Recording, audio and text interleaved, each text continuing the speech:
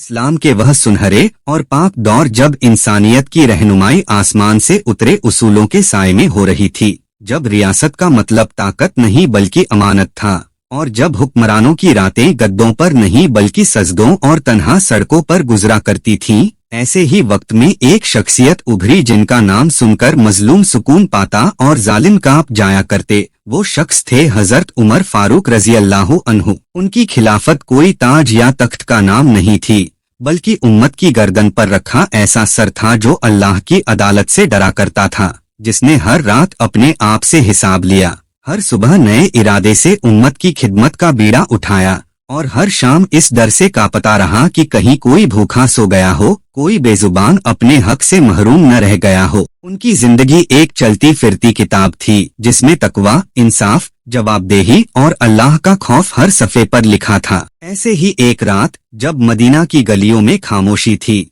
लोग अपने घरों में सुकून से सो रहे थे, तब हजरत उमर रजी अल्लाह अन्हु ने अपना चादर ओढ़ा, लाठी ली और एक वफादार सहाबी के साथ गश्त पर निकल पड़े, क्योंकि उन्हें चैन उस वक्त मिलता था जब उम्मत की फिक्र उन्हें बेचैन कर देती थी। चलते चलते उन्होंने एक खेमे से बच्चों के जोर जोर से रोने की आवाजें सुनी, और जब करीब गए तो देखा एक औरत चूल्हे पर हांडी चढ़ाए बैठी थी जिसमें कुछ पत्थर उबल रहे थे। ये देख हजरत उमर को हैरत हुई। उन्होंने पूछा, ए औरत, क्या पक रहा है?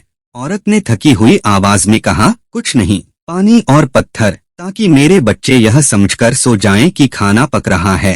हजरत उमर के दिल पर जैसे कोई भारी पत्थर रख दिया गया हो। उन्होंने फिर पूछा, ए औरत, क्या तुम्हें अमीरुल मोमिनीन ने कुछ न दिया? और औरत ने गुस्से में जवाब दिया, उमर, कहाँ है वो उमर? हमारे दुख दर्द से बेखबर अपने महल में सोया होगा। क़यामत के दिन अल्लाह उससे जरूर हिसाब लेगा। ये सुनते ही उमर की आंखों में आंसू छलक आए। उन्होंने बिना अपनी पहचान बताए वहां से रुखसत लिया, बैतुल माल पहुंचे, अनाज, घी और खाना पकाने का सामान उठाया, और जब उनके साथी ने कहा, या अमीरुल मोमिनीन, ये बोझ मुझे दे दीजिए, तो हजरत उमर ने फरमाया, क्या तू क़यामत के दिन मेरा बोझ उठाएगा? और खुद अपनी पीठ पर बोरी उठाकर लाए। फिर उसी औरत के पास लौटे, खाना पकाया, अपने हाथों से बच्चों को खिलाया, और फिर देर तक वहीं बैठे उन्हें देखते रहे जब तक वो मुस्कुराकर सो नहीं गए। औरत ने जब पहचान पूछी तो रोते हुए गिरी पड़ी और कहा, मुझे माफ कर दीजिए, मुझे इल्म न था कि आप ही उमर हैं। हजरत उमर ने सिर झुकाकर कहा, उमर तो वही है जो अपने रब के सामने ज़लील और गरीब हो। उनकी ये इंसाफ पसंदी, यह दर्दमंदी, ये तकवा वो था जो इस्लामी हुकूमत की नींव थी। उन्हें यह एहसास था कि अगर फुरात के किनारे कोई कुत्ता भी भूख से मर गया तो उसका हिसाब अल्लाह उमर से पूछेगा।